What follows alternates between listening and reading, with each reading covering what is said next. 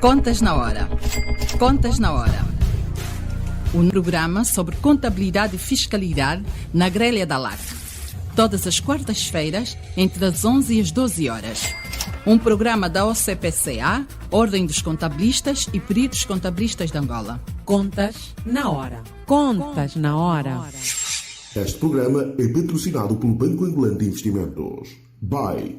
A confiança é a energia que nos move para o futuro. No âmbito do programa de privatizações, torna-se público o lançamento da oferta pública de venda de 1.945.000 ações de capital social do BAE. Esta oferta é destinada a todos os investidores nacionais e internacionais, nos termos e dentro das disposições legais e regulamentares aplicáveis, e decorrerá desde o dia 16 de maio de 2022 até ao dia 27 de maio de 2022. O preço de venda unitário das ações a alienar através desta oferta está compreendido no intervalo entre o valor mínimo de 17.200 kwanzas e o valor máximo de 20.640 kwanzas. A transmissão das declarações de aceitação será efetuada junto do agente de intermediação, o BAE. As declarações de aceitação serão transmitidas através dos canais digitais do banco, designadamente o BAE Direto. Já tem o seu BAE Direto? Contacte o seu gestor, faça a sua subscrição digitalizada através do BAE Direto e torne-se num acionista do BAE. Um banco sólido e de confiança. BAE. Confiança no futuro.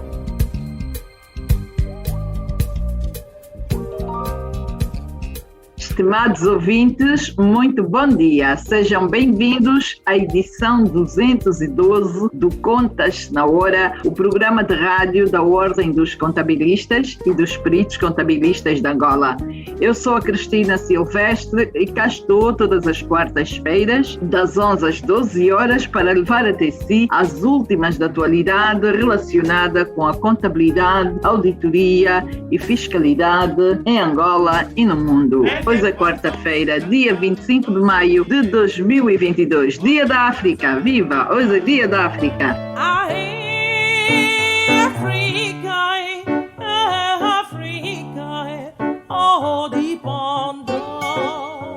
Este programa conta com a produção da JCSE Comercial, técnica de António dos Santos, realização de Joel Costa, direção de Mateus Gonçalves e na apresentação estou Cristina Silvestre. Hoje vamos ter mais um espaço carreira e o nosso convidado de hoje é um dos profissionais da contabilidade mais respeitado no país, tem provas dadas enquanto profissional. Falo-vos do Dr. José Luís Magro, membro da CPCA. Bom dia, Dr. Magro, e seja muito bem-vindo ao Contas na Hora. Bom dia, Cristina. Bom dia, doutor. Muito obrigada por ter aceito o nosso convite. É uma honra contar com a sua presença nesta edição 212 do Contas na Hora. Quem é o Dr. Luís Magro? Onde nasceu, cresceu, onde frequentou o ensino primário e os outros níveis de formação? Assim, em resumo, doutor, por favor, brinda-nos com este seu historial para enriquecer a edição de hoje do Contas na Hora. Eu nasci no Lubito, comecei a minha instrução primária em Luanda, na Escola 7, fiz a primeira e a segunda classe na Escola 7, ainda me lembro do nome da professora, a Dona Fátima, depois regressei a Benguela, portanto a minha vida depois foi feita sempre em Benguela, no Colégio Paula Vicente, tive na terceira classe a professora Cecília, a primeira e única vez que parti a cabeça foi ela que me partiu a cabeça. Era bom aluno, mas era terrível. Depois fiz a quarta classe e a admissão ainda no Colégio Paula Vicente, com a Dona Clotilde, que com certo carinho a tratamos pela velha Peló. Depois disso fui para a Escola Industrial e Comercial de Benguela, Cabo Submarino, depois fiz o curso comercial, secção preparatória de institutos comerciais, andei no Instituto Comercial de Luanda, vim para Portugal, continuei o Instituto, antes já diferente, aqui já curso superior, Instituto Superior de Contabilidade do Porto, mais tarde licenciei-me em Contabilidade e tirei depois o mestrado em Contabilidade e Auditoria. Portanto, este foi o meu percurso académico e também nos vários sítios por onde passei. Em que momento da sua vida decidiu que queria ser contabilista? Eu tenho a honra de ter pertencido à Casa do Beato de Benguela, o que sou, devo à Casa do Oiete de Benguela. Desde muito cedo, o saudoso Padre Manuel encarregou-me para que eu tomasse conta da contabilidade. Eu, com 12 anos, 13 anos, já tomava conta da contabilidade. E sem querer já dava explicações de contabilidade. E depois disso, tive um pequeno tirocínio numa empresa que ainda existe em Benguela, que é uma empresa de referência em Benguela, Fonseca Irmão, ainda usava calções na altura. E depois, mais tarde, trabalhei também a nível de estágio no José Luís de Carvalho, que ainda existe, quer em Benguela, quer em Luanda. Portanto, foi este, vamos assim considerar, o meu trajeto antes dos 20 anos, já a dar passos no mundo da contabilidade. E depois tirei um curso que me valeu bastante, foi o curso Geral de Comércio. É pena que o ensino profissional em Angola estar um filho de Deus menor, e entendo eu que Angola precisa de cursos profissionais bem estruturados, porque não podemos ter um país só de engenheiros e só de doutores. Temos de ter uma classe intermédia que depois pode ser engenheiro, pode ser doutor, porque o curso Geral de Comércio valeu muito até para a minha licenciatura e não só. É importante que Angola aposte nos cursos técnico-profissionais com qualidade. Este curso Geral do Comércio é famoso porque quase todos os mais velhos que já passaram aqui nesse espaço de carreira falam muito deste curso Geral do Comércio. E calhar começamos aqui a pensar em criar um modelo do género, sei lá, onde aprenderam tudo e carregam o que aprenderam até hoje, mesmo passado muitos anos. O curso Geral de Comércio, uma disciplina que era noções de comércio, nós sabíamos o que era uma fatura, sabíamos o que era uma nota de crédito, já nessa altura, miúdos, já sabíamos o que era isso. Depois tivemos contabilidade no segundo ano do curso e tornamos a ter contabilidade no terceiro. E tínhamos uma disciplina, mercadorias, que nunca percebi porquê e percebi mais tarde na vida profissional. Porquê mercadorias? Os contabilistas, quando entram numa empresa, devem conhecer o negócio da empresa. E se a empresa for industrial, aquilo que aprendemos em mercadoria, como é que se faz a manteiga, como é que se faz o sabão e assim sucessivamente, quer queiramos, quer não, ajudou-me bastante quando entrei na minha vida profissional e comecei a trabalhar em empresas de cariz industrial, em que dei, graças a Deus, por ter essa disciplina de mercadorias. Repare, o curso comercial era rico já a nível de currículo. Quem passou por ele ter gostado do curso. Nós gostávamos tanto de ter isso, agora nessa época infelizmente não temos. Então, doutor, conte-nos por favor o seu percurso profissional, que instituições ou empresas trabalhou até surgir a sua empresa. Mas antes disso, por onde é que passou? Eu, acima de tudo, tive sorte. Costuma-se dizer, a sorte protege os soldados. Depois de Fonseca Irmão, José Luís de Carvalho, ainda antes dos 20 anos, eu fui empregado bancário no Banco Comercial de Angola, depois BPC. Em Portugal fui funcionário durante 10 anos, 12 anos ou 15 anos, não sei. Mas fui funcionário do Banco Borges Irmão, que foi o meu trampolim para a minha vida profissional. Porquê? Eu fui auditor no Banco Borges e tive a sorte de lidar com o crime, porque na altura havia muitos crimes já de pelourinho branco, praticados por funcionários e praticados por clientes, e fui lidando com esses processos, deu-me um background muito grande. Mais tarde, o banco foi avaliado e fui convidado pelo Presidente do Conselho de Administração do banco, no sentido de confirmar a avaliação feita pelo auditor externo. E deu-me, mais uma vez, um grande conhecimento que avaliar uma empresa não é fácil, muito mais um banco que tem muito mais complexidade. Depois do banco, foi o motivo também, reconheço que não tenho um feitio fácil. Depois da avaliação do banco, entrei em choque com o Presidente do Conselho de Administração e entendi sair, porque eu já na altura fazia contabilidades, portanto já tinha o curso tirado, o escape, fazia contabilidades e consultadoria em várias empresas, até dizia que ganhava mais de fora que no banco. Então, enverdei pela vida de contabilista em Portugal e novamente regressei a Angola. Eu fui consultor do governo de Benguela. A minha primeira tarefa, depois de regressar a Angola, o Domilde Rangel. O Domilde Rangel foi meu colega na Escola Industrial e Comercial, precisamente do curso comercial. E é engraçado que quer o Domilde, quer eu, éramos os únicos que davam as explicações e já levávamos algum dinheiro aos colegas, na altura. Depois deixei de ser consultor do governo e lancei uma revista chamada Valor Acrescentado, onde tive a sorte de conhecer os professores José Frantes Ferreira, português, e o pai da contabilidade, António Lopes Sá. Eu vou contar este caso curioso. Quando eu estava já na faculdade, portanto acabei o instituto, depois fui para a faculdade, tinha uma prova num sábado e era meia-noite de sexta para sábado. Mandei um mail para o professor António Lopes Sá, que não o conhecia, pelo menos das obras feitas por ele, e a saber qual é a origem das provisões. E o professor António Lopes Sá respondeu-me passado 1 hora ou 2 horas, independentemente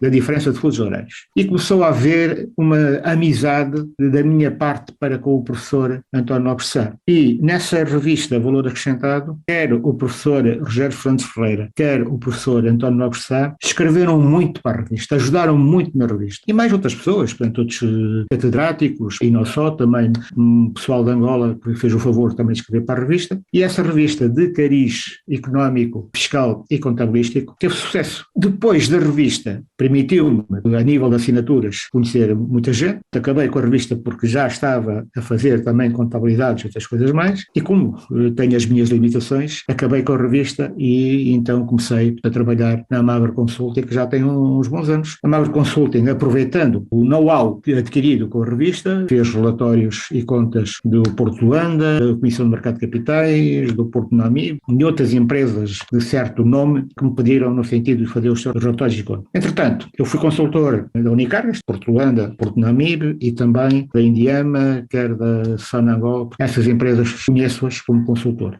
E a sua empresa quantos anos tem? A empresa tem mais de 10 anos ou mais de 15 anos, porque eu iniciei a vida como empresário em nome individual e depois lancei-me com a minha mulher, que a minha mulher é a minha sócia, escrevemos o Manual de Contabilidade Angolano, que está na segunda edição, e tive o prazer de encontrar o Manual de Contabilidade Angolano, quer em Antuérpia, porque eu fui auditor de uma empresa que está em Angola e que a sede era em Bruxelas, era portanto uma sucursal em Angola, e tive de ir várias vezes à sede em Antuérpia. Vi o livro, o Manual de Contabilidade em Antuérpia, e vi o livro também em Nova Iorque. Encheu-me de orgulho, portanto, ver uma obra minha que não pensava encontrá-la nessas paragens. Depois lancei um livro também sobre aquilo que está na berra, despesas não documentadas, antes de entrar em funcionamento o Decreto Presidencial 292. Esse livro também teve um sucesso e espero fazer uma nova edição do Manual de Contabilidade Angolano, mas há aqui uma dúvida. A nossa legislação fiscal está sempre em mudança. Não há estabilidade a nível das nossas leis. E fazer um livro e depois amanhã estar desatualizado é complicado. E espero que Angola, a breve trecho, tenha as normas internacionais. Quando é que vai ter? Não sei. Espero que seja breve trecho. Agora, fazer um livro em que ponho o Plano Geral de Contabilidade e ponha também normas internacionais, torna-se um livro com muitas páginas. E também os livros, em concreto o Manual de Contabilidade Angolano, tem uma grande componente fiscal e também da lei das taxas comerciais. Portanto, eu aproveito para dizer aos jovens contabilistas, e não só, eu sou formador, neste momento até estou a dar uma formação de encerramento de contas e outra de contabilidade nível 2, um contabilista tem de saber contabilidade, tem de saber Excel, lei das taxas comerciais e alguma coisa da lei geral do trabalho. No meu entender, um contabilista tem de ter mais domínio da contabilidade e fiscalidade, e o Excel, quer queiramos, quer não, é uma ferramenta poderosíssima e de uma grande utilidade e ajuda para os contabilistas. É um conselho que eu dou aos contabilistas, nomeadamente aos jovens. Tudo que alimenta a contabilidade, o contabilista tem a responsabilidade de dominar ao ponto de tratar por tudo, senão como é que vai perceber o que está acontecendo na contabilidade se desconhece determinados temas que são muito importantes para o dia a dia da nossa profissão. Doutor, o que é que nos pode dizer à volta desta relação, o papel do contabilista, do perito, dos conselheiros fiscais e a relação que pode existir com a área financeira? Eu sou fiscal único de várias empresas e fui presidente do Conselho Fiscal de uma empresa ligada ao BPC. Os membros dos Conselhos Fiscais não são polícias e muitos senhores que estão na administração das empresas veem, portanto, o Conselho Fiscal como um polícia. O Conselho Fiscal tem a sua missão, fiscalizar, e tem também, ao fiscalizar, tal como o auditor, muitas vezes considerado polícias, ninguém gosta do Conselho Fiscal, ninguém gosta da auditoria. Eu sou auditor e reconheço que ninguém gosta de ser auditado, ninguém gosta que alguém mexa no seu trabalho. Portanto, isto aqui julgo que é pacífico. Mas esse trabalho tem de ser feito. Implica que o próprio membro do Conselho Fiscal crie uma empatia com os membros do Conselho de Administração em primeira linha e com os funcionários das empresas com quem vão lidar. E, de uma forma educada, tem de pôr regras, que é ver o que existe na empresa. E tem de procurar ter reuniões com o próprio Conselho de Administração. Não é uma vez por ano, quando há aprovação de contas, não. Regularmente deve acompanhar a gestão. E, ao ter essas reuniões com a administração, vai ouvindo o que pensa esse Conselho de Administração, as dificuldades que o Conselho de Administração tem e, naquilo que é possível, ajudar. Portanto, é mais um colaborador, é mais um camarada que está ali. Agora, É necessário que o Conselho Fiscal comunique com a administração e não esteja numa posição subalterna perante a administração, que não está. São 2 órgãos de gestão, são 2 órgãos sociais que podem se completar. E depois, quando há auditoria externa, falar com o auditor. Não pode, como infelizmente já aconteceu,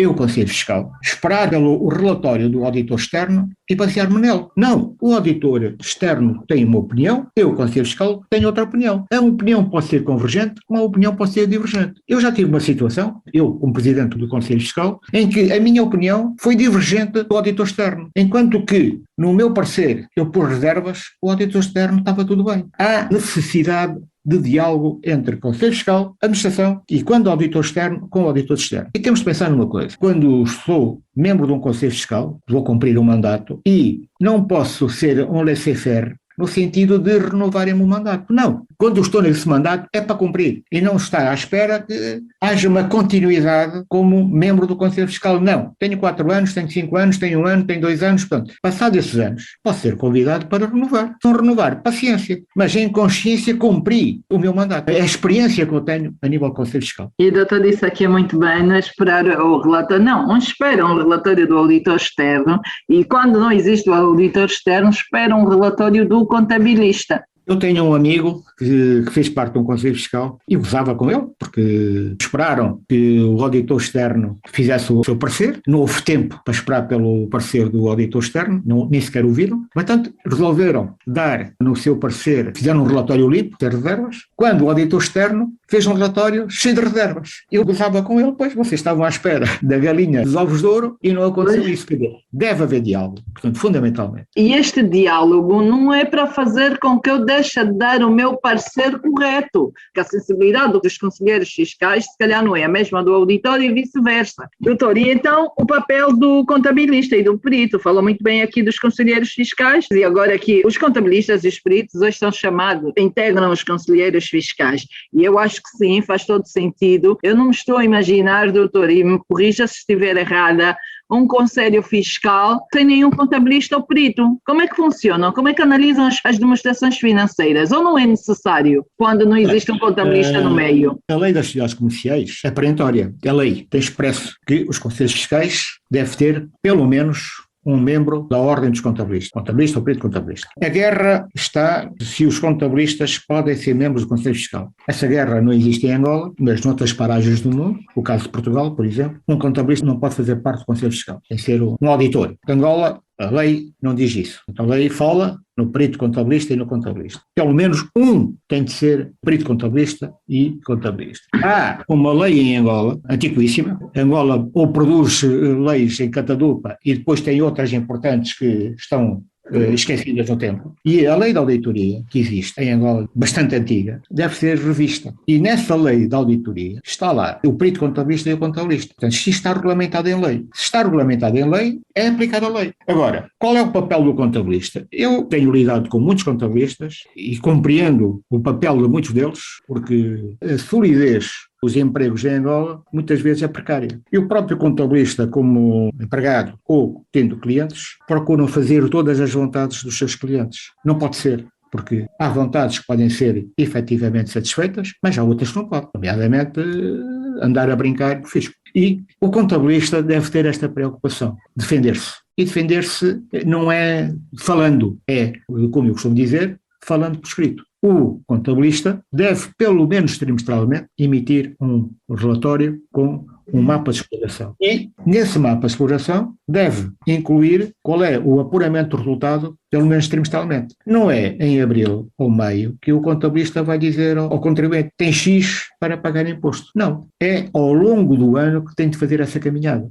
E, ao longo do ano, tentar fazer correções que devem ser feitas, quer a nível de contabilidade, quer a nível fiscal, em concreto, com as despesas não documentadas. Há um aspecto importante daquilo que eu costumo dizer. O contabilista tem de ser humilde. Se eu sou o chefe da contabilidade, classifico os documentos, tenho de pedir a alguém, se tiver, que tenha conhecimentos também de contabilidade para verificar se aquilo que eu classifiquei está correto ou não, quer na perspectiva contabilística, quer na perspectiva fiscal, em concreto, despesas não documentadas. E muitas vezes esse trabalho não é feito. Aquilo que eu digo, não é a AGT que deve ver se o trabalho está bem feito ou mal feito. É a empresa, é o contabilista que deve ver no seu local de trabalho e, no momento exato, se os documentos estão conformes ou não. O relatório de gestão, neste caso, o mapa de exploração, pode ajudar, se for feito trimestralmente e com cada um dos meses, pode ajudar a fazer correções. Pelo menos a mim, ajuda-me a fazer correções. O contabilista, ao entregar o parecer e o relatório, mas o dono da empresa não está, entrega à secretária, manda um mail para ele. Procure ter reuniões com o dono da empresa, trimestralmente, para discutir o desempenho da empresa, quer no ponto de vista contabilístico, quer no ponto de vista fiscal. Essa é uma das defesas que o contabilista tem, no meu entender. Depois, ouve-se muitas vezes, o contabilista, se quer ter algum reconhecimento, deve também ver a lei e onde está, efetivamente, situações que pode ajudar a empresa. No caso concreto, temos a estimativa de férias. Poucas empresas em Angola usam a estimativa de férias. A Lei 129 da Lei Geral do Trabalho diz que um trabalhador que tenha 1 ano de casa ou mais, a partir do dia 1 de janeiro do ano seguinte, tem direito ao subsídio de férias e férias. O custo, como exemplo, 2021, e a despesa tem em 2022. Há exceções, eu digo exceções porque nem todas as empresas fazem isso, há empresas que pagam o subsídio de férias no próprio ano. O custo e a despesa estão no próprio ano. Portanto, aqui não há estimativa de férias. A estimativa de férias é uma forma de reduzir a matéria coletável e é legal. E além da estimativa de férias, por exemplo, quando o IVA entrou em vigor, a Lei 7, e há um aspecto importante antes de falar na Lei 7, os contabilistas e peritos contabilistas têm-se de habituar a ler os preâmbulos das leis. Portanto, e muitas vezes vão logo para a lei propriamente dita. Não, o preâmbulo é importante. E aquilo que eu vou falar tem a ver com o preâmbulo. A Lei 7 do IVA, a mãe do IVA, a Cristina é a babá do IVA. Portanto, e há depois a Lei 17. E no preâmbulo, o artigo 9º diz que quem efetivamente conseguir, é evidente que isto implica regras, quem tiver um inventário feito até setembro de 2019 pode ter um benefício fiscal, portanto, a nível de imposto de consumo, que termina em 2022. Portanto, o contabilista tem de conhecer isto. E o contabilista tem de dizer isso ao seu cliente. O contabilista não se pode limitar a acreditar e acreditar. A contabilidade é um mundo muito mais. E se o contabilista tiver este diálogo com o seu cliente, que está a ganhar pontos na sua vida profissional. É isso que tenho a dizer relativamente ao trabalho do contabilista. O contabilista não é um inimigo do empregador ou do cliente, é um amigo. O preâmbulo das leis são mesmo muito importantes. Aquele preâmbulo do código do IVA, quem nunca teve a oportunidade de ler, por favor, tem aqui um TPC, e o Dr. Luís Magno deixa aqui essa referência do artigo 9º, por favor, podemos sempre recuar e ler e perceber o que é que diz aquele preâmbulo, que é a lei que andamos a usar diariamente nos processos a IVA. Doutora, sente que o profissional de contabilidade já é valorizado? Sim e não. O profissional de contabilidade tem de lutar pela sua valorização. Se o profissional de contabilidade ajudar a nível da lei o seu cliente, mais valorizado é. E tem de fazer os ditos relatórios. Está a trabalhar para a sua defesa e está a trabalhar também para o bem da empresa, para onde trabalha. Depois temos a guerra que há entre contabilistas. Sou melhor que tu. Ninguém é melhor que ninguém. Eu tomo conta de uma contabilidade, onde o contabilista, por hipótese, levava 1000, eu vou levar 500 para ficar com a contabilidade. E depois digo cobras e lagartos do contabilista que foi substituir. E não é assim que o profissional da contabilidade consegue valorizar-se. Não é falar mal dos outros. Isso já eu conheço vários casos desses. Procuro praticar uma avença mais barata para ficar com o cliente. Acho eu que a Ordem dos Contabilistas devia criar uma tabela de avenças mínimas para que não houvesse essa guerra que muitas vezes já, eu levo 1000, mas é que leva 500. É evidente que eu, dono da empresa, que faz por 500, porque o grande problema que nós temos em Angola é que grande parte dos empresários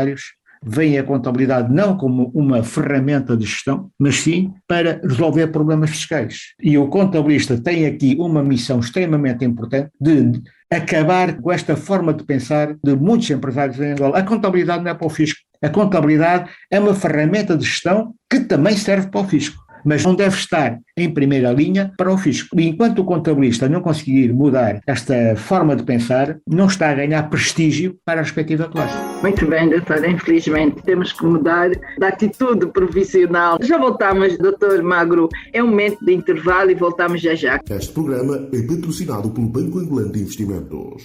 BAE. A confiança é a energia que nos move para o futuro. No âmbito do programa de privatizações, torna-se público o lançamento da oferta pública de venda de 1.945.000 ações de capital social do BAE. Esta oferta é destinada a todos os investidores nacionais e internacionais nos termos e dentro das disposições legais e regulamentares aplicáveis, e decorrerá desde o dia 16 de maio de 2022 até ao dia 27 de maio de 2022. O preço de venda unitário das ações a alienar através desta oferta está compreendido no intervalo entre o valor mínimo de 17.200 kwanzas e o valor máximo de 20.640 kwanzas. A transmissão das declarações de aceitação será efetuada junto do agente de intermediação, o BAI. As declarações de aceitação serão transmitidas através dos canais digitais do banco, designadamente o BAI Direto. Já tem o seu BAI Direto? Contacte o seu gestor, faça a sua subscrição digitalizada através do BAI Direto e torne-se num acionista do BAI. Um banco sólido e de confiança. BAI. Confiança no futuro. Caro ouvinte, é a edição 212, estamos no Espaço de Carreira e o nosso convidado é um dos profissionais mais respeitados no país, é o Dr. Luís Magro. Doutor, nós temos aquela situação, são contabilistas de um departamento de contabilidade e depois dizem assim, mas se eu não fizer o que o meu chefe está a dizer, eu vou perder o emprego. É o único emprego que eu tenho. Volta e meia há muito dessa conversa. Tem imposto de selo, no outro dia alguém dizia, eu tive um contabilista que tudo que nós recebíamos tinha que se pagar 1% do selo, certo? Certo. Mas nós só pagávamos 50%. E ele sempre fez isso, então a senhora não vai fazer isso? Pois, isso é um problema, não é, doutor? É um problema sério. Eu disse e compreendo em parte que empregos sólidos ou estáveis não há muitos em Angola. Portanto, infelizmente isto é verdade. E temos outra situação que põe em causa o próprio contabilista, o prestígio do contabilista. Eu não tenho rigorosamente nada contra os expatriados que estão em Angola, nada. Mas todos nós sabemos que muitas contabilidades são feitas por estrangeiros. Eu já vi que agora a guerra da Ucrânia, eu já vi ucranianos a fazer contabilidades em Angola. Eu não tenho nada, repito, contra esses senhores. Mas o próprio contabilista, por uma questão de dignidade e prestígio, não se pode limitar apenas a assinar essas contabilidades. Mas se eu não assinar, não há mais ninguém e sou despedido. Temos de mudar um bocado esta forma de estar e pensar que ela existe em Angola. E, quando me fala o prestígio da classe, passa por isto. Se o contabilista está na empresa, porque não é ele que vai estar a lidar com a contabilidade, mas sim estrangeiros que estão a lidar com a contabilidade. Grandes empresas confiam no angolano ou não confiam no angolano? Ou confiam só no angolano, desculpem o termo, para inglês ver. Esta é uma situação que também tem de ser ultrapassada em Angola. Infelizmente, e este é um caso sério, sobretudo na nossa profissão. E então aqui se calhar começamos a criar barreira. É inadmissível que venha gente de fora para fazer um débito e um crédito. Hoje um aluno entre o ano 0 e segundo ano da universidade consegue lidar muito bem com o débito e o crédito, que já é muito básico. Então não podemos estar a ter quem vem de fora e até fica mais caro, não é, doutor? Não fica mais caro? Mais caro, porque tem de pagar viagens, no meio do ano tem de pagar a viagem de férias, tem de pagar depois a viagem de Natal, portanto muitas vezes paga também à família. Agora, se o técnico que está em Angola fosse um técnico superior, é que muitas vezes esse técnico que está a fazer, muitas vezes há técnicos superiores e técnicos intermédios. Agora, Angola, pelo menos, entrando na linha de pensamento desses empresários, há muitos técnicos intermédios em Angola, mas isso não acontece. Portanto, desde o simples técnico que está a fazer faturas ou faz uma coisa assim, é estrangeiro. Não pode ser. Este modus vivendi tem de ser alterado para prestígio do angolano. Repito, não tenho rigorosamente nada contra os estrangeiros, mas, efetivamente, não dignifica a classe, no meu entender. Muito bem, doutor. Acompanhou a fundação da Ordem, que hoje vai na sua 3ª geração. Conte-nos tudo sobre o surgimento da Ordem e o seu envolvimento e expectativas. Há duas pessoas das quais sou amigo, que é o primeiro bastonário na altura, o Júlio Sampaio, e também, que agora é administrador do Banco Nacional de Angola, o Luís Neves. E falei com o Sampaio, almoçávamos uma vez por mês, pelo menos, e falávamos dos problemas da Ordem, dos anseios, das dificuldades, e o mesmo se passava com o Luís Neves. É necessário haver uma certa dedicação, eu não vou dizer sacerdócio, mas tem de haver uma dedicação muito forte dos indivíduos que queiram abraçar o trabalho da Ordem, porque ainda há muitos desafios para fazer. E um desses desafios, acabei de dizer, tentar, portanto, dar mais dignidade à profissão, no caso dos estrangeiros que acabei de falar. Depois há outros pontos que eu considero importantes, que é o seguro de responsabilidade civil. Entendo que é importante que os contabilistas tenham um seguro de responsabilidade civil, porque qualquer um de nós engana-se, só não se engana que não trabalha. E por uma questão de defesa, um contribuinte, por hipótese, que mete em tribunal um contabilista por um mau trabalho do contabilista, vamos assim considerar, o contabilista poderá ter uma defesa que é precisamente o seguro de responsabilidade civil. Em Portugal, por exemplo, os contabilistas, os revisores oficiais de contas são obrigados a ter um seguro de responsabilidade civil. E eu entendo que devia ser obrigatório também em Angola, por uma questão de defesa do próprio contabilista. Depois há outro aspecto importante, até é um reboçado que se pode estar a dar ao contabilista, que é criar-se um seguro de saúde. Dir-me-ão, as cotas são muito caras. Eu não vou discutir as cotas. É evidente que quem quiser o seguro de saúde arranjado pela ordem, portanto, tem de dar o seu contributo. Enquanto o seguro de saúde numa seguradora pode custar 1.000, na ordem vai custar 800 ou 500. Tem toda a vantagem em que seja segurado pela ordem. São estes pontos que eu acho importante, até para, mais uma vez, a dignidade do contabilista, porque o homem é um animal de estímulos. E dando estes dois estímulos, seguro, que o defende, e saúde, que também o defende, para mim são dois meios extremamente importantes que a ordem deve pensar para bem dos seus contabilistas. Outro aspecto importante, que é um consultório. A ordem deve ter um consultório. Deve contratar pessoas com conhecimentos na área da fiscalidade, na área da contabilidade, na área dos recursos humanos, as diversas áreas com que o contabilista lida, para que o contabilista coloque as suas dúvidas. Muitos contabilistas, e bem, têm o WhatsApp, onde se juntam no WhatsApp e discutem os seus problemas. Mas a ordem que alberga todos os contabilistas credenciados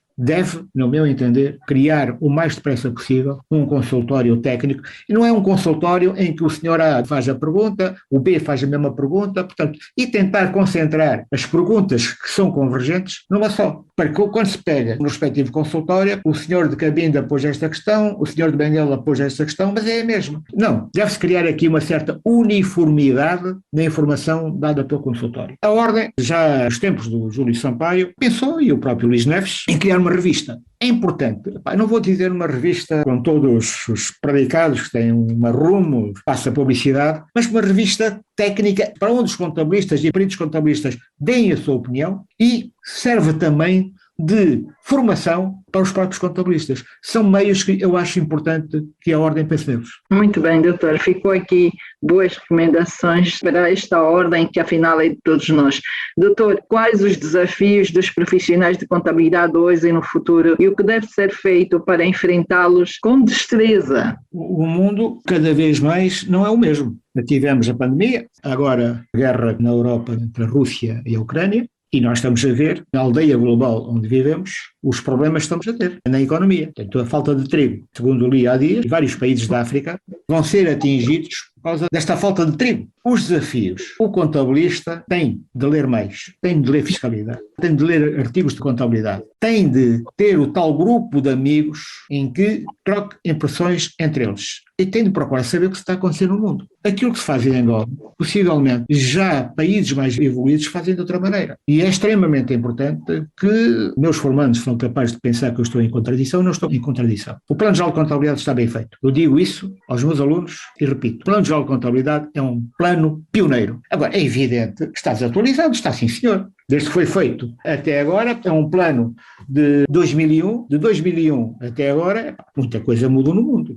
Agora, não sei qual é a voz ativa que a ordem poderá ter neste caso. Há necessidade de criarem normas internacionais em Angola. E para isso, implica que a Comissão de Normalização Contabilística funcione. O IVA, nós fomos os últimos a entrar na SADC, Moçambique e Cabo Verde já estão com normas internacionais, e nós quanto é que vamos estar? E depois vemos muita gente a falar em normas internacionais e começa-se a desenvolver o tema com eles e vamos para a contabilidade propriamente dita. O Plano Geral de Contabilidade desconhecem. Existe ainda em Angola o Plano Geral de Contabilidade. Temos de caminhar para as normas internacionais, temos. Até porque, repare, há um artigo que eu escrevi sobre a dissonância trágica numa Bolsa de Valores. Nós não temos uma Bolsa de Valores virada para o exterior. Temos uma Bolsa de Valores doméstica. Porquê? Eu estou nos Estados Unidos. Se quero investir numa empresa em Angola, A contabilidade é diferente. Enquanto os Estados Unidos já obedece a normas internacionais, Angola não tem isso. E se queremos atrair investimento privado de qualidade para Angola, em concreto via Bolsa de Valores, temos que ter normas internacionais. Normas internacionais. Eu, uma vez numa formação que dei ao BNA sobre normas internacionais, a banca, e bem, teve o CONTIF, foi o plano da banca durante muitos anos, e mais tarde entrou nas normas internacionais. Mas cuidado com as normas internacionais.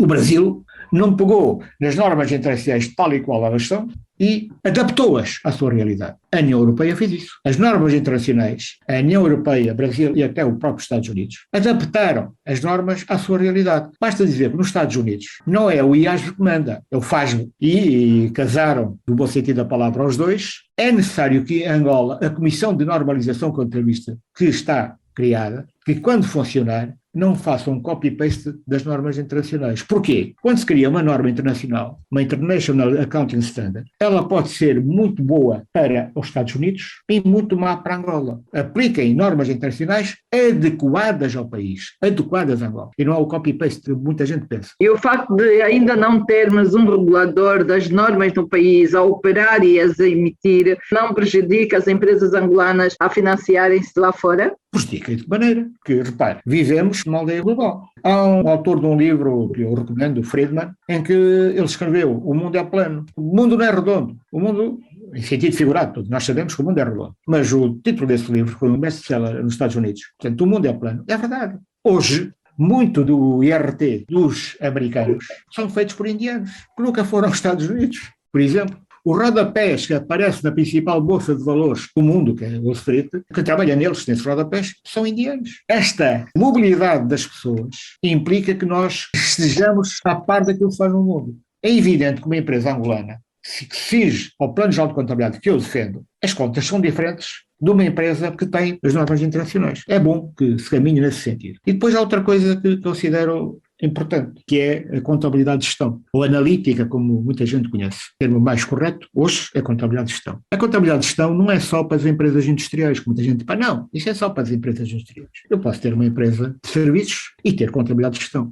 E é bom que os contabilistas se dediquem um bocado. Eu, por acaso, vou dar uma formação sobre contabilidade de gestão e já escrevi um artigo sobre isso. A contabilidade de gestão, muito mais necessária para as empresas industriais, verdade, isso é indiscutível, mas implica conhecimento. Por exemplo, a mão de obra direta não é calculada da mesma forma que se calcula para a contabilidade financeira. Há outras nuances, como, por exemplo, os dias trabalhados no ano, a carga que o empregador tem a nível de segurança social, a carga das férias, subsídio de férias e outras coisas mais. Tudo isso entra no salário hora para terminar, portanto, a mão de obra, no caso concreto da contabilidade industrial. Isto é importante. Como também deve haver um diálogo permanente entre o contabilista e a AGT. Diz-se cobras e lagartos da AGT. Ok, ninguém é santo. E a AGT tem que pensar numa coisa, que é a uniformidade da opinião. Eu não posso ir a uma repartição de finanças perguntar uma coisa, dar uma opinião. Ir a outra, opinião completamente diferente. Não. Deve haver aqui uma uniformidade de opinião. Para que o próprio contabilista não fique baralhado. E muitas vezes isto não acontece. Portanto, a AGT deve preocupar-se com isso. E depois há determinadas leis que estão completamente ultrapassadas. Tendo em conta a inflação que graça em Angola, temos o decreto 6/96 das reavaliações, que está completamente ultrapassado. Ou melhor, pode não estar ultrapassado. O primeiro ponto. Para que os coeficientes de atualização existam, implica que sejam emanados pelo Ministério das Finanças. E desde 2003 que não são emanados. Todas as reavaliações que sejam feitas, que estão de acordo com as políticas contabilísticas do Plano Geral de Contabilidade, as amortizações, artigo 37 do Código de Imposto Industrial, não são aceitos como custo. Temos de pensar que o mundo mudou e, neste aspecto, a AGT também tem de pensar que o mundo mudou. E há determinadas leis que saem 4 dos anos. Repare, o Imposto Industrial, a Lei 19, depois a Lei 4, agora a Lei 26, o IRT, já várias alterações. Tudo bem, temos de acompanhar a evolução do mundo, mas não com tantas alterações.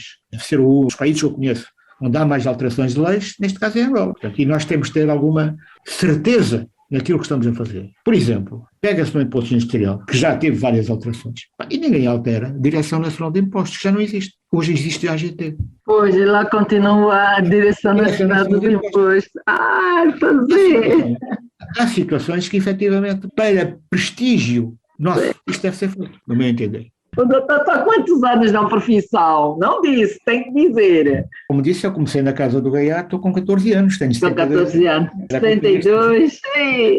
Tive sorte, no meu percurso, foi um percurso com sorte. A minha passagem pela banca deu-me um background bastante grande, aprendi muito. E depois é necessário que o contabilista, ou todos nós, tenhamos a humildade em aprender. Eu nas formações digo, eu não sei tudo, e tenho de ter a humildade de dizer, eu não sei tudo. E se tiver dúvidas sobre determinada questão, tenho dúvidas sobre isto e vou tentar depois resolver o problema. E depois, o contabilista, o perito contabilista, tem de saber interpretar a lei. Não pode pôr a lei da forma mais fácil para ele e para o seu cliente, ou para o seu empregador. E dou um exemplo. O Código Geral Tributário tem o artigo 102, em que a AGT assume aquilo que está a dizer. Mas o próprio artigo diz muito bem, se eu, contribuinte, peço uma opinião à AGT, por hipótese, isentar-me, e estou-me a lembrar, já está ultrapassado, do imposto de consumo. Contabilistas, ou um escritório de contabilidade colocou a questão à AGT, e a AGT, sim senhor, o contabilista não está sujeito a imposto de consumo. Mas a AGT disse aquilo a um contribuinte, não disse a todos os contribuintes.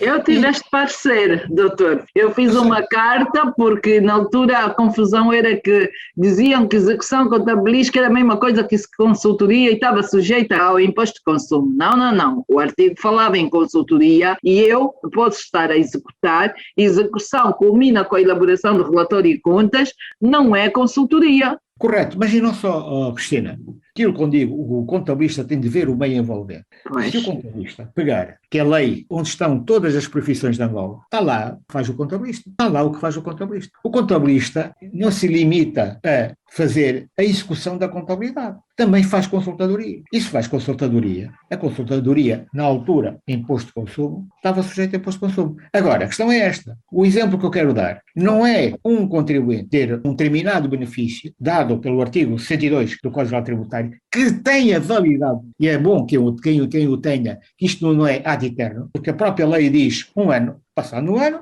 escreve outra vez à AGT, vai continuar ou não vai continuar? A AGT parou. A AGT pode fazer isso, mandar parar. Agora, a questão é esta, aquilo é para aquela empresa, para aquele contribuinte que pediu. E, como a Cristina ouviu na altura, se então nós contabilistas estamos todos isentos. Não é verdade isso. Foi só para uma empresa. E depois, outra facilidade. Mais uma vez o imposto de consumo. O imposto de consumo, mais uma vez o IVA. Eu tenho muito IVA a pagar em maio e vou passar faturas para o mês seguinte. O decreto presidencial 292, o artigo 9, fala na emissão da fatura num prazo de 5 dias úteis. Então, o facto ocorrido no dia 28 de maio, por hipótese, vou passá-lo para abril. Faz parte dos 5 dias. Não, porque o próprio código deu dizer, o contabilista não pode ver só o que lhe é mais conveniente, tem de ver todo o meio envolvente. Pegando no IVA, a Lei 7, está lá no seu artigo sobre fator e exigibilidade, acho que é o artigo 10º ou 11º, diz lá, se eu receber, por hipótese, um adiantamento no dia 28, esse adiantamento do dia 28 tem de ser contabilizado em maio e não passar para junho. E esta situação eu já vivi com contabilistas. Não, a lei diz 5 dias. Se é 5 dias, então passo para junho porque o IVA é muito alto. Não, leiam todo o meio envolvente que a lei tem e não procurem o mais fácil, porque quando a Cristina diz que o contabilista é uma profissão rica, é uma profissão um tanto ou quanto escravizante, porque isto implica trabalho. Muito trabalho. É isso que eu digo, não é? Agora, uma das coisas que eu aconselho, e digo isso nas formações, para não tenham 100 ou 200 escritas. A dimensão de escritórios tem de ser em função daquilo que eu consigo acompanhar. E aqui está o prestígio do escritório. Se eu consigo acompanhar 10, 20 clientes e estou continuamente a falar com eles, eu estou a ganhar dinheiro. Esta é a opinião que eu tenho, né? E é o conselho que eu dou. Não sejam gananciosos demais. E depois há outra coisa importante. É importante, desculpem a redundância, que o contabilista conheça o negócio. Eu não posso fazer uma contabilidade de uma empresa sem conhecer o negócio. E mais uma vez, aquilo que eu aprendi no curso geral de comércio, mercadorias. Se eu estou numa empresa que está a fabricar sabão, eu tenho de saber as várias fases do fabrico de sabão. Isto é um trabalho que o contabilista tem de fazer. E para classificar, mais uma vez, tem de conhecer o negócio. São estes os conselhos que eu dou aos contabilistas. Doutor, e a Administração Geral Tributária? A ambição dos miúdos, dos mais jovens, é ir trabalhar para a AGT. Então porquê? Porque a AGT paga bem. Não sabia, nunca perguntei à AGT. Eu tenho lidado e fico contente. Formandos que passaram por mim, para onde é que está? Está na AGT. Eu fico contente. Agora, A AGT tem de pensar numa coisa: ninguém é o dono do mundo. Todos nós temos de saber ouvir e todos nós cometemos erros. E a AGT tem de saber ouvir os contribuintes. Tem de haver uma uniformidade na opinião da AGT. Não pode, eu vou repetir o que disse, que isto é importante, uma repartição dar uma informação e a outra dar outra informação sobre o mesmo assunto. Não. E a AGT, que faz muita confusão a muitos contabilistas, muitas das questões são respondidas sem qualquer fundamento, o que o induz em erro o próprio contabilista. E depois é necessário ver o Código Geral Tributário, porque as circulares, os avisos emanados pela AGT, aquilo é para a AGT. É evidente que está uma grande componente de lei, não vou discutir isso. E é evidente que essas ferramentas são extremamente importantes para o contabilista. Mas está expresso no Código Geral Tributário aquilo que eu estou a dizer. As circulares, os avisos emanados para a AGT, é para a orientação da AGT. Vêm cá para fora? Bem, muito bem.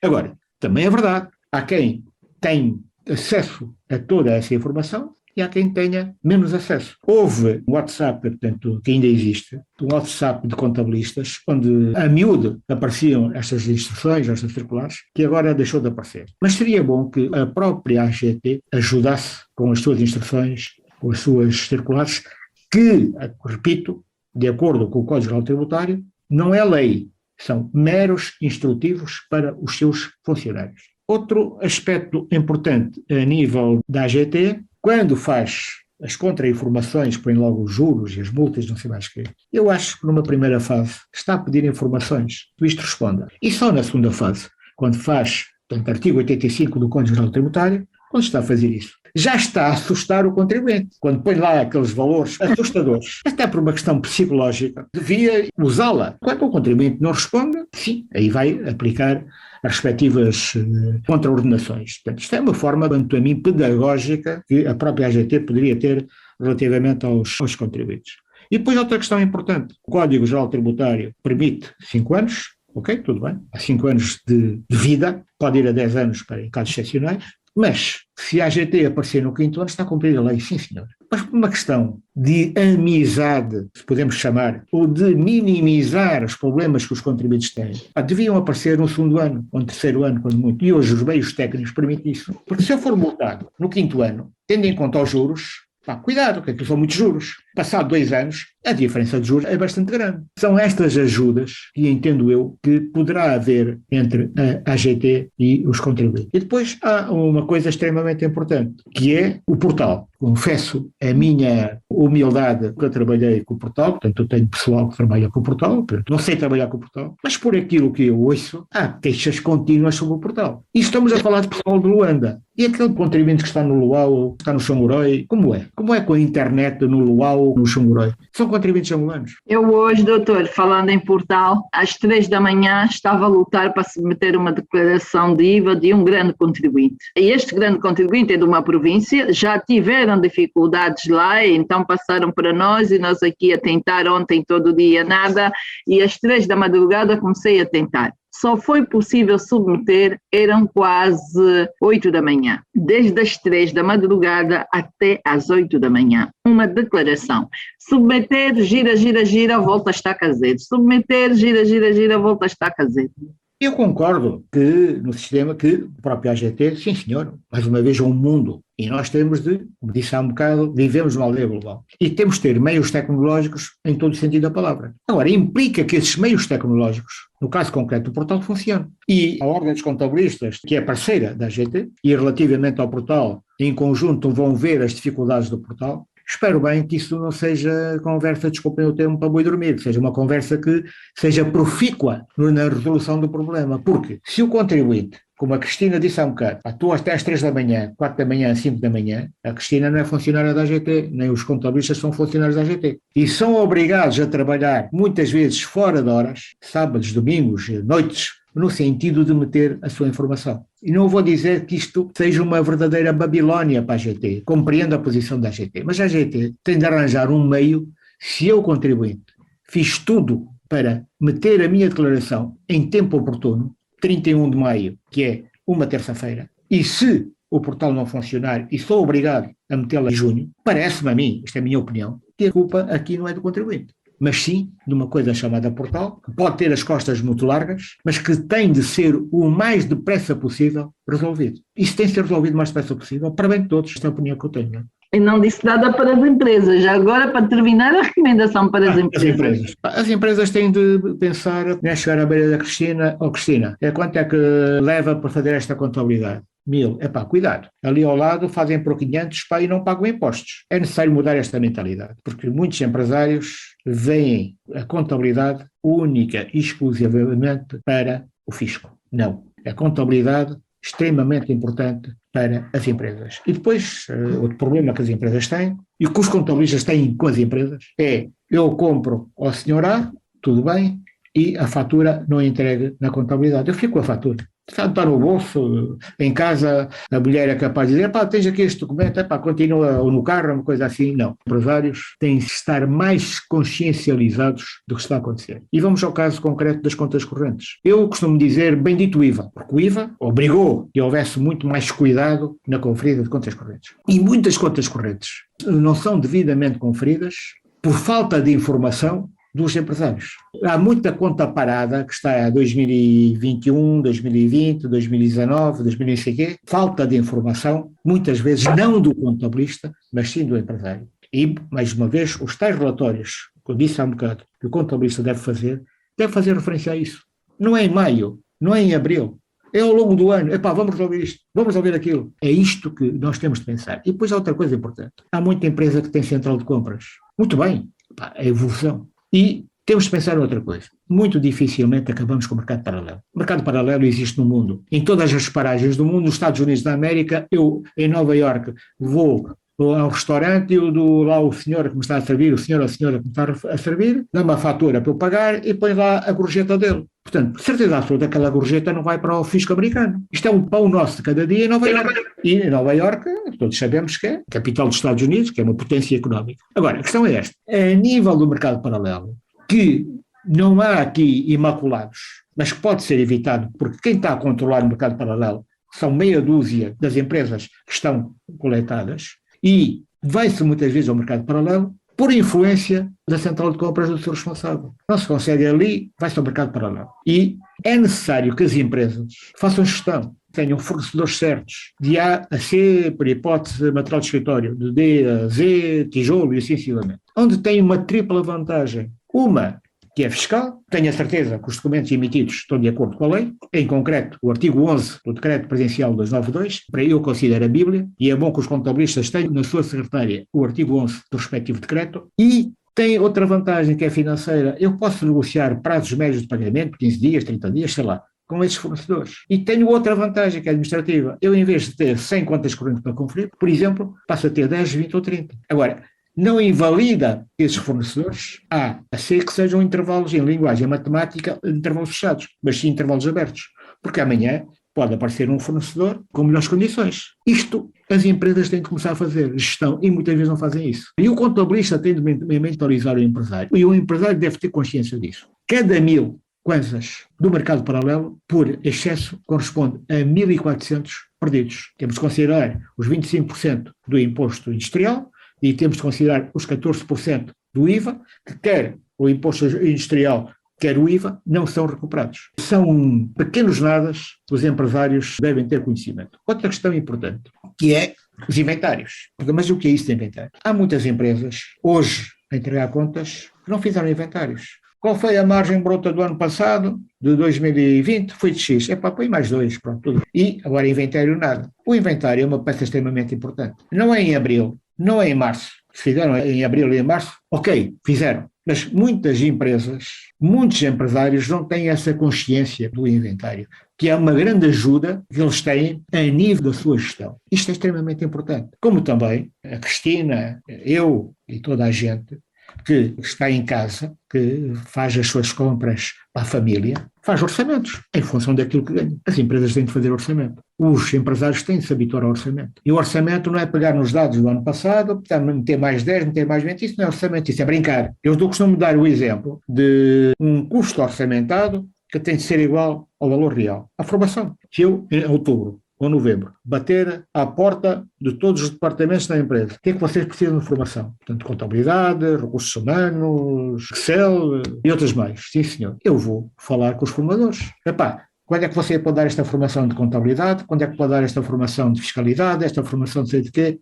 No ano seguinte, em tal data. E define o preço. Isto, a gestão em que o meu custo orçamentado de formação é igual ao meu custo real de formação para o ano seguinte. Dir-me-ão, mas pode haver outras formações excepcionais. Sim, senhora, mas se não houver formações excepcionais, o custo orçamentado tem que ser igual ao custo real. O homem é um animal de incentivos. Há custos extremamente difíceis de definir, nomeadamente fornecimento de serviços externos ou terceiros, comunicação, eletricidade, sei lá. Mas se eu, empresário, chegar aos meus funcionários, meus senhores, se o vosso departamento conseguir reduzir nos fornecimentos de serviços terceiros, comunicação, deslocações, outros mais, 10%, vocês têm um prémio no final do ano. Eu já fiz essa experiência. E com a experiência que eu fiz numa empresa, houve aqui um duplo benefício. Para a empresa, que houve redução de custos feita pelos próprios funcionários, e depois para os funcionários que receberam um prémio. É esta forma de gestão que eu aconselho que os nossos empresários tenham. Os nossos empresários não é só comprar um Lexus, comprar um carro, não. Os nossos empresários têm de pensar efetivamente, têm o seu direito de ter um Lexus, mas têm também a obrigação nas suas empresas de pô-las a funcionar, porque tendo em conta este princípio, que é o princípio da continuidade. É aquilo que eu penso. Muito bem. Dr. Luís Magro, muito obrigada pela sua participação hoje nesta edição. Uma conversa, muito aprendizado. Acho que aprendemos todos hoje mais alguma coisa e ainda bem. Eu vou agradecer a sua presença e esperamos contar consigo em próximas oportunidades para falar dos seus livros, que têm livros que são sempre atuais, aqueles livros que continuamos a usar, é ligado ao PGC também, e vem para cá, para a biblioteca ou CPCA. Sim, senhor, estou disponível. Nosso muito obrigada por essa rica conversa aqui durante uma hora. Caro ouvinte, é da edição 212 do Contas na Hora, o programa de rádio da Ordem dos Contabilistas e Peritos Contabilistas de Angola, que é do Espaço de Carreira com o Dr. Luís Magro. A hora 11 é a hora das contas, aqui na LAC. Este programa contou com a produção da JCSE Comercial, técnica de António dos Santos, realização de Joel Costa, direção de Mateus Gonçalves e na apresentação que estive, Cristina Silvestre. A todos votos de continuação de excelente dia e até a próxima quarta-feira. Contas na Hora. Contas na Hora. Um programa sobre contabilidade e fiscalidade na grelha da LAC. Todas as quartas-feiras, entre as 11 e as 12 horas. Um programa da OCPCA, Ordem dos Contabilistas e Peritos Contabilistas de Angola. Contas na Hora. Contas na Hora.